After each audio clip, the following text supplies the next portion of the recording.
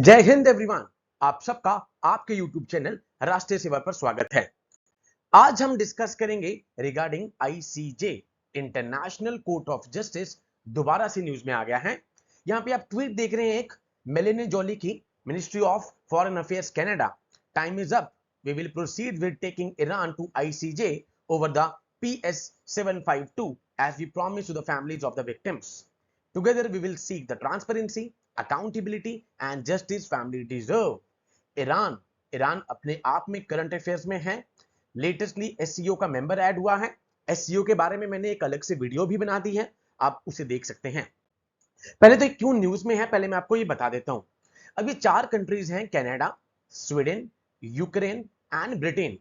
इन सब ने आईसीजी को कहा है, इंटरनेशनल कोर्ट ऑफ जस्टिस, जिसको वर्ल्ड कोर्ट भी बोला जाता है, to open the proceedings against Iran over the shooting down of Ukrainian passengers in 2020.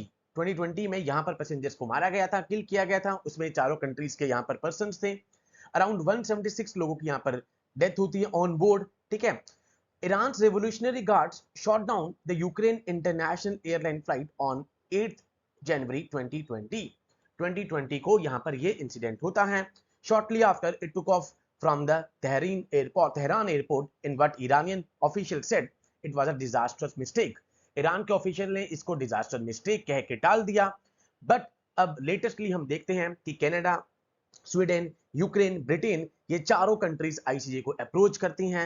And यहां पर एक चीज और आपके एग्जाम के लिए इंपॉर्टेंट है। उन्होंने कहा है कि यहां पर सीरीज ऑफ ऑब्लिगेशंस जो हैं यहां पर वायलेटेड करी गई हैं against the so called Montreal convention. Montreal convention अगर आपके पास अलग से पेपर में आ जाता है तो मॉन्ट्रियल कन्वेंशन क्या कहता है? Securing the safety of civilian air travel. तो यहां से आपके पास मॉन्ट्रियल कन्वेंशन भी न्यूज में आ गया। ईरान एससीओ का मेंबर बना है, वो भी न्यूज में है। एंड आईसीजे के बारे में तो हम पढ़ ही लेते हैं।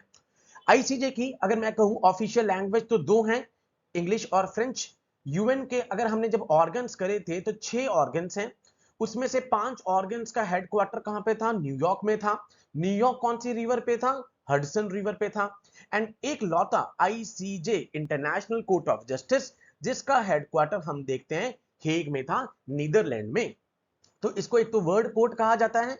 ठीक है, जैसे हमारा क्या है, सुप्रीम कोर्ट है, ऐसे पूरे वर्ल्ड का एक कोर्ट हो गया, world court, international court of justice. Seat कहां पर थी? हेग में थी। एंड एक लौता प्रिंसिपल ऑर्गन है यूएन का जो कि न्यूयॉर्क में नहीं है। बाकी सारे के सारे 5 के 5 न्यूयॉर्क में है, ये हेग में है। एंड ये कौन से यहां डिस्प्यूट सेटल करता है? Between the states and give advisory opinion to UN and its specialised agencies. मैंने एक यूएन के हेडक्वार्टर की वीडियो बना रखी है जिसमें स्पेशलाइज्ड एजेंसीज के बारे में डिस्कशन करी हुई है।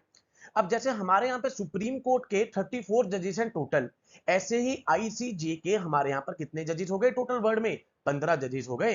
एंड 9 साल की टर्म के लिए यहाँ पर क्या होता है, ये इलेक्ट हो रहे हैं। कहां से? United nation general assembly and the security council. ठीक है, यहां से ये आ रहे हैं। नाउ अब जो ये जैसे राज्यसभा की टर्म होती है ना भाई, राज्यसभा में हर 2 साल के बाद कुछ बंदे हटते हैं, रिटायर, वो क्या कहते हैं, हट जाते हैं। ऐसे ही यहाँ पर 5 जो जजेस हैं वो हर तीसरे साल के बाद आएंगे to ensure the continuity and they are eligible for re election. जैसे हमारे यहाँ पर राज्यसभा की टर्म क्या है? 6 इयर्स। बट हर 2 साल के बाद 1/3 बंदे रिप्लेस होते रहते हैं। अब ये जो 15 जजेस पूरे वर्ल्ड से आ रहे हैं, तो कुछ कॉन्टिनेंट्स होंगे।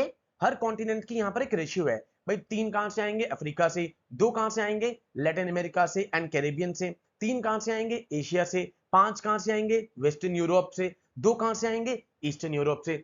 अब आप कहोगे कि सर इसमें इंडिया ने भी कुछ करा है। यस, हमारे एट प्रेजेंट अगर टोटल अगर आज तक की बात करूं तो 4 जजेस इंटरनेशनल कोर्ट ऑफ जस्टिस में आ चुके हैं। अब जो P5 है कंट्रीज, मैंने एक कॉफी क्लब के ऊपर शॉर्ट बनाया था। P5 country US, UK, France, Russia, China, ये तो होंगे ही, मतलब 15 में से 5 तो फिक्स्ड ही हो गए, ये तो पक्का होने ही होने हैं। इसकी एक एक्सेप्शन हो चुकी है 1967 से 85, जब पहली बार देखते हम कि चाइना का कोई भी कैंडिडेट नहीं था। एंड ये कोर्ट का बेसिक एम क्या है? Legal dispute between the Nations only. 2 Nations के बीच में लीगल डिस्प्यूट। ये नहीं है कल को मैं चला जाऊं भाई इंडिविजुअल का केस सर आप यहां पर सॉल्व करा देंगे, आप प्राइवेट एजेंसीज इंटरप्राइजेस को चली गई कि सर सॉल्व कर दो, डन। अब आईसीजे में अगर एट प्रेजेंट कहें तो दलवीर भंडारी इंडिया की तरफ से हैं जो 2017 में री इलेक्ट हुए। एंड ये पहली बार ऐसा होगा कि P5 कंट्री में से यूके का यहां पर कोई भी जज नहीं होगा बिकॉज ऑफ द इनएडिक्वेट सपोर्ट। ठीक है, यूके ने अपना कैंडिडेट खुद ही यहां पर विड्रॉ कर लिया था एंड ये पहली बार हो रहा है कि P5 कंट्रीज ने यहां पर कोई भी मेंबर नहीं है। नाउ एट प्रेजेंट 4 जजेस, एट प्रेजेंट 4 जजेस अब तक, मतलब एट प्रेजेंट का मतलब अब तक 4 जजेस इंडिया की तरफ से रिप्रेजेंट कर चुके हैं। BN राव, RS पाठक, दलवीर भंडारी, नगेंद्र सिंह, ये चारों के चारों आईसीजे में रिप्रेजेंट कर चुके हैं।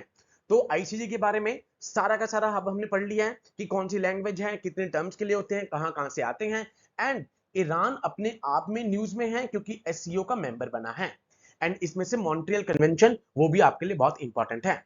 सो इसी तरह के करंट इश्यूज के लिए अगर जो भी अभी चल रहा है आप हमारे चैनल को देखते रहिए राष्ट्रीय सेवा को, सो दैट ये अपकमिंग एग्जाम्स जो भी आ रहे हैं, ऑल्दो सीएपीएफ का एग्जाम तो बहुत जल्दी आ गया है, अगस्त में ही आ गया है बिकॉज हमने चैनल ही अभी मई में बनाया था, बट उसके बाद जितने भी एग्जाम्स हो रहे हैं आप उनके लिए चैनल को लगातार देखते रहिए सो दैट आपकी तैयारी अपग्रेड होते रहे, आपका होराइजन अपग्रेड होता रहे। बिकॉज कई बार क्या होता है आप न्यूज़पेपर पढ़ लेते हैं बट आपको ये नहीं पता लग पाता कौन सी चीज कैच करनी है और कौन सी चीज छोड़नी है। तो ऐसी ही न्यूज के लिए यहाँ पर अपडेशन के लिए आप राष्ट्रीय सेवा को देखते रहिए and with these words I conclude my session. जय हिंद टू ऑल, टेक केयर।